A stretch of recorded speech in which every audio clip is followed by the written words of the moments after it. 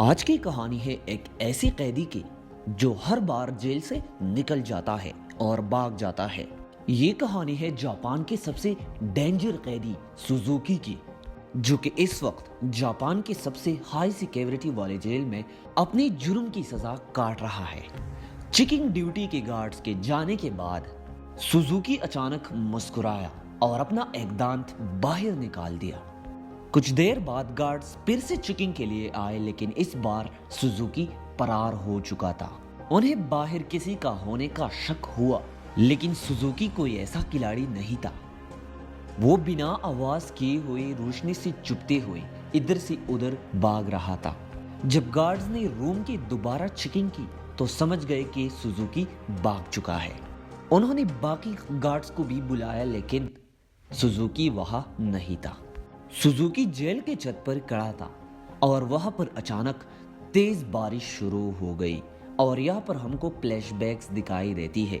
12 سال پہلے کچھ قیدیوں کو ایک جیل میں لایا گیا تھا۔ انہوں میں سے ایک سوزوکی بھی تھا، جو وہاں 10 سال کی سزا کاٹنے آیا تھا۔ کیونکہ وہ کچھ بولتا نہیں تھا تو سب نے سمجھ لیا کہ یہ گونگا ہے۔ سوزوکی اب تک 3 بار جیل سے فرار ہو چکا تھا۔ اس دفعہ سوزوکی کو ایک بہت سیکیور اور چھوٹے کمرے میں بند کر دیا گیا۔ اس کمرے میں صرف ایک روشن دان تھا۔ وہ اس روشن دان کو بہت غور سے دیکھ رہا تھا۔ اس کے دماغ میں بھی کچھ چل رہا تھا، اور باہر گارڈ سمجھ گئے تھے کہ سوزوکی اس دفعہ کبھی بھی نہیں بھاگ سکتا۔ اتنے میں جیسے ہی اس نے شیشے سے روم کے اندر دیکھا تو وہاں پر سوزوکی نہیں تھا۔ جیل کے وارڈن نے پوری شہر کو الرٹ کیا تاکہ سوزوکی کہیں بھی بھاگ نہ پائے، لیکن گارڈز نے انہیں جلدی پکڑ لیا۔ پتہ نہیں کہ کیوں، لیکن سوزوکی ٹرین کی پٹری پر بالکل سیدھا بھاگ رہا تھا۔ یہاں پر بھی کچھ لاجک تھا، اور پھر سوزوکی کو اس روم میں قید کر لیا گیا۔ اگلی صبح جیل کے وارڈن نے سوزوکی کے سارے پرانے ریکارڈز اکٹھا کر دی۔ دھیان سے پڑھنے پر وارڈن نے دیکھا کہ جب بھی سوزوکی جیل سے بھاگ جاتا ہے تو ہر بار ٹرین کی پٹری پر ہی پکڑ جاتا ہے۔ رات کو وارڈن گارڈز کے ساتھ چیکنگ پر نکلا تو وہ جب سوزوکی کے کمرے میں پہنچ گئے تو حیران ہو گئے، کیونکہ سوزوکی نے کسی بھی طرح سے اپنے ہتھکڑیاں نکال دی تھی۔ غصے میں گارڈ نے اسے مارتے ہوئے اس سے پوچھا کہ کیسے کھولیا اپنے ہتھکڑیاں۔ انہوں نے بہت مارا اور پوچھا کہ کیسے کھولیا اپنے ہتھکڑیاں، لیکن ہمیشہ کی طرح سوزوکی چپ رہا۔ ایک دن سوزوکی ایک چھوٹے سے تار کے ساتھ کھیل رہا تھا۔ اس نے کسی بھی طرح سے اس تار کو جیل کے اندر لایا گیا تھا۔ سوال یہ اٹھتا ہے کہ وہ اس تار کو اندر لایا کیسے؟ کچھ دن بعد وارڈن ایک ہفتے کی چھٹی پر گھر گیا اور سوزوکی کو بھاگنے کا ایک بہت اچھا موقع مل گیا۔ اس نے اپنی تار نکالی اور تالا کھولنے کی کوشش کی تو اتنے میں ایک گارڈ چیکنگ کے لیے آیا اور سوزوکی کے کمرے میں دیکھا تو سوزوکی ایک چادر سے اپنی منہ کو چھپایا ہوا تھا، اور گارڈ سمجھ گیا کہ وہ سو رہا ہے تو گارڈ وہاں سے چلا گیا۔ لیکن اصلیت تو یہ تھی کہ سوزوکی وہاں تھا ہی نہیں، وہ تو چھت پر چپکتا ہوا نظر آتا تھا۔ گارڈ کے جانے کے بعد وہ دھیرے دھیرے اوپر تک پہنچ گیا۔ اس نے چھت کی ایک کھوکھلی جگہ پر مکہ مارا اور وہاں سے بھاگ نکلا۔ جب گارڈز کو پتہ چلا تو انہوں نے فوراً سائرن بجا دیا۔ وارڈن کو بھی خبر پہنچا دی گئی اور وہ ترنت جیل کے لیے نکل گیا۔ اگلی صبح پولیس سوزوکی کو پکڑنے کے لیے پلانز بنا رہے تھے۔ یہاں پر وارڈن نے کہا کہ ترنت ایک ٹیم کو جیل کی پٹری پر بھیج دیا جائے۔ سارے آفیسرز کو بھی لگا کہ ارے بوڑھا ہو گیا ہے وارڈن، دماغ کا ستیہ ناس ہو گیا ہے، ارے وہ پاگل توڑی ہے، ہر بار سیم جگہ جائے گا۔ لیکن جب وارڈن نے 100% بھروسے کے ساتھ کہا کہ سوزوکی وہاں ملے گا تو انہوں نے ان کی بات پر بھروسہ کی اور ایک ٹیم وہاں بھیجی، اور وارڈن کی بات سچ بھی نکلی۔ سوزوکی کو ایک بار پھر ٹرین کی پٹری پر پکڑ لیا گیا۔ سب آفیسرز وارڈن کے کام سے بہت خوش ہو گئے اور اس کو پروموٹ کر دیا گیا۔ اب وہ ایک بڑا آفیسر بن چکا تھا جو دیش کے سارے جیلوں میں جا کر وہاں پر قیدیوں کا چیکنگ کرتا رہا۔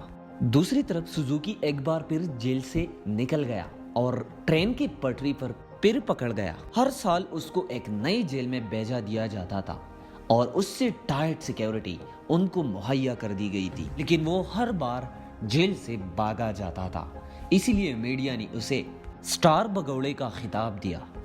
اور وہ پوری دیش میں مشہور ہو گیا۔ 12 سال بعد اسے سینٹرل جیل میں لایا گیا اور اس جیل میں صرف 10 گارڈ صرف اونلی ایک سوزوکی پر نگرانی کرتے تھے۔ اس کا کمرہ بھی پوری طرح سے سیمنٹ سے بنا ہوا تھا اور دروازے پر کئی تالے تھے، اور یہ وہ آئسولیشن جیل تھا جو ہم نے کہانی کی شروعات میں دیکھا تھا۔ اس دفعہ وہ بھاگنے کی بہت سی کوششیں کر رہا تھا، لیکن یہاں پر گارڈز بہت سیکیور تھے اور سیکیورٹی بہت سٹرونگ تھی، اور ہر بار گارڈز جانے سے پہلے ان کے شریر کے تھوڑی سی مینٹیننس کرتے تھے۔ اسی طرح سوزوکی کے دن گاڑتے رہے، وہ جان بوجھ کے گارڈز کے ساتھ پنگا لیتا رہا۔ وہ سوزوکی کو مارتے اور پھر وہ اپنا خون لوہے کے سلاخوں پر ٹپکاتا۔ ایک دن گارڈز نے انہیں اتنا مارا کہ ان کا ایک دانت اس کی منہ سے گر گیا، لیکن سوزوکی نے اسے اٹھا لیا اور اسے دیکھ کر ایک عجیب قسم کی ہنسی اس کے چہرے پر آ گئی۔ کچھ ایسا لگ رہا تھا کہ یہ سب اس کے پلان کا حصہ ہے۔ اس دفعہ سوزوکی اپنے دان کی وجہ سے دیوار پر کچھ بنا رہا تھا۔ اس سزا میں 1 سال بیت گیا اور سوزوکی ابھی تک سخت سے سخت سزا کاٹ رہا تھا۔ اس کی حالت بہت بری ہو چکی تھی۔ ادھر پرانا وارڈن اس جیل کے جانچ کرنے پہنچا تو اس نے جب سوزوکی کی حالت دیکھا تو سوزوکی کی حالت بہت زیادہ خراب ہو چکی تھے، لیکن وہ سوزوکی کو نظر انداز کر کے وہاں سے چلا گیا۔ اسی طرح وہی رات آ گئی جہاں سے کہانی کی شروعات ہو گئی تھی۔ جب باہر بجلی کڑکنے لگی تو سوزوکی نے اپنے پلان کو انجام دیا۔ اس نے اپنا دانت نکالا اور ہتھیلیوں کی پیچ کھولنے لگا۔ اصل میں سوزوکی دیوار پر دانت کی وجہ سے کچھ بنا نہیں رہا تھا، لیکن وہ اس کو گھس گھس کر تیکا کر رہا تھا تاکہ وہ آسانی سے ہتھکڑیوں کے پیچوں کو کھول دیا جائے۔ ہتھکڑیوں کو کھول کر اس نے لوہے کے سلاخوں کو دھکا دینا شروع کیا۔ لگاتار خون ٹپکنے کی وجہ سے سلاخوں پر زنگ آ گیا تھا اور اسی طرح کچھ ہی پلوں میں سلاخیں ٹوٹ گئی اور سوزوکی جیل سے فرار ہو گیا۔ اسی طرح ایک اور فلیش بیک میں سوزوکی کی ماں کو دکھایا جاتا ہے کہ وہ ایک جنگ میں مار گئی تھی اور اس کا باپ جیل میں سڑ رہا تھا۔ اس کی وجہ سے سوزوکی اپنے رشتہ داروں کے گھر میں رہ رہا تھا۔ ایک دن سوزوکی جنگل میں ٹریننگ کرتا رہا کہ اتنے میں ایک شخص آ گیا اور اس شخص نے بتایا کہ وہ سوزوکی کا باپ نکلا۔ تو اتنے میں بہت سے سیکیورٹی گارڈز آئے اور اس کے باپ کو پکڑنا چاہتے تھے۔ وہ انہیں دیکھ کر ریل کی پٹلی پر سیدھا سیدھا بھاگنے لگا۔ اس دن سوزوکی نے قسم کھائی کہ ایک دن اپنے بیٹا سے ضرور ملے گا، اور اسی سوچ کے ساتھ سوزوکی ایک بار پھر ریل کی پٹری پر دوڑ رہا تھا۔ جیل کے سینئر وارڈن نے اسے رکنے کا کہا اور حیرانی کی بات یہ تھی کہ وہ رک بھی گیا، اور کچھ ہی دیر میں گارڈز کی ایک ٹیم آ کر اسے پھر سے پکڑ لیا۔ دیش کے سب سے کڑی سیکیورٹی جیل بھی سوزوکی کو نہیں روک پائے، تو اسی وجہ سے جیل کے وارڈن نے ایک ڈیسیجن لیا اور اس کو پریزن آئسل، ایک بہت ہی خطرناک جیل میں ٹرانسفر کر دیا گیا۔ پریزن آئل ایک معمولی جیل نہیں تھی، وہ سمندر کی بیچوں بیچ بنی تھی جہاں پر لگاتار تیز بہاؤ ہوتا تھا، اور سب سے ضروری بات وہاں پر ٹرین کی پٹری تو بالکل نہیں تھی، اس لیے وہاں سے باہر نکل کر بچنا بہت امپاسبل تھا۔ جیل کے اندر کی حالات ہی اتنے ہی خطرناک تھے۔ اندر جیل میں ہزاروں گارڈز موجود تھے، اور جب کوئی قیدی بھاگتا تھا تو انہیں ڈائریکٹ گولی مارنے کا آرڈر تھا۔ جب سوزوکی وہاں پہنچ گئے تو انہیں اپنے سیل میں بند کر دیا گیا۔ وہ کوئی کمرہ نہیں تھا بلکہ راڈز تھے جنہیں سوزوکی کے شریر کے آس پاس ایسے ہی جوڑ دیا کہ وہ حرکت کرنا بھی چاہتا تھا تو نہیں کر سکتا۔ ادھر جیل کے وارڈن لائبریری میں گیا اور سوزوکی کی ڈاکومنٹس نکالے۔ ڈھونڈنے پر اسے پرانی فائلز ملی۔ وہاں پر سوزوکی پھر سے خاموشی سے کھڑا رہا اور اس کے دماغ میں ایک بار پھر سے کچھ کہانی شروع ہو گئی۔ اچانک اس نے اپنی دونوں کندھوں کو ڈسلوکیٹ کر دیا اور اس چھوٹی سی جگہ سے نکلنا سٹارٹ کیا۔ قیدی نے بھی اسے وہاں نکلنے سے دیکھا، لیکن وہ نشے سے بالکل دوچار ہو گیا تھا۔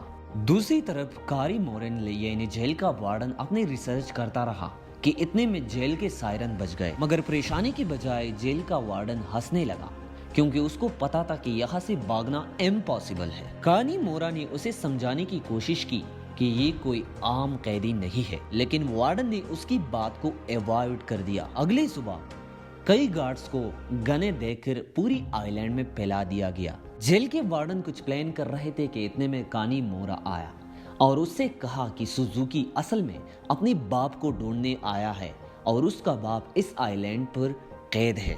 ये सुनकर सब हक्के हक्के रह गए और तभी सुजुकी की असलियत का खुलासा हुआ। असल में अब तक जो भी हुआ वो सुजुकी का एक प्लान था। वो बार बार जेल से भागकर जानबूझ पकड़ाया जाता था ताकि उन्हें इससे भी खतरनाक जेल में ट्रांसफर कर दिया जाए और आखिरकार उसको इस जेल में ट्रांसफर कर दिया गया जिसमें उसका बाप कैद था। आखिरकार सुजुकी अपने बाप से मिल गया और इतने सालों बाद एक दूसरे से मिलकर वो बहुत खूब रोए और जेल के वार्डन से पहुंचने से पहले वो अपने बाप के साथ जेल से बाहर निकल गया था और वो अपने बाप के साथ आसानी से वहां से भाग निकला। दोस्तों, अगर आपको ये कहानी पसंद आए हो और आप भी अपने बाप के लिए इतनी सख्तियाँ जेल ले सकते हो तो प्लीज़ वीडियो को लाइक करें और चैनल को सब्सक्राइब करें ताकि हम फिर मिलेंगे।